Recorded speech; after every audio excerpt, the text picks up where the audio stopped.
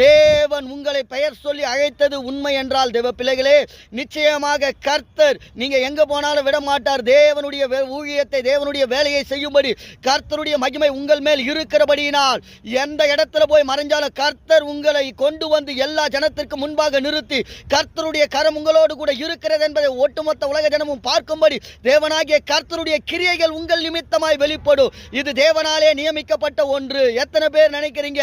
1000 பேர் இருந்தாலும் கர்த்தர் உங்களை தெரிந்து கொண்டிருக்கிறார். உங்க சந்ததியில நீங்க சிறியவர்களாக இருக்கலாம், உங்க தலைமுறையில நீங்கள் ஒதுக்கப்பட்டிருக்கலாம். ஆனா விலையேற பெற்ற தேவனுடைய கிருபையினால் நீங்கள் அழைக்கப்பட்டு தெரிந்து கொள்ளப்பட்ட ஒரு பாத்திரம். இன்றைக்கு ஒரு முடிவெடுங்க. கர்த்தருக்காக நீங்கள் ஓட வேண்டும், தேவனுக்காக உழைக்க வேண்டும், தேவனுடைய சித்தத்தை செய்ய வேண்டும் என்பதற்காகவே கர்த்தராகிய இயேசு கிறிஸ்து இன்றைக்கு உங்களை அழைக்கிறார். கையை உயர்த்தி சொல்லுங்க, என் ஆண்டவருடைய சித்தத்தை செய்வேன், உயிரோடு இருக்கிற நாள் வரையிலும் கர்த்தருக்காக ஓடுவேன்.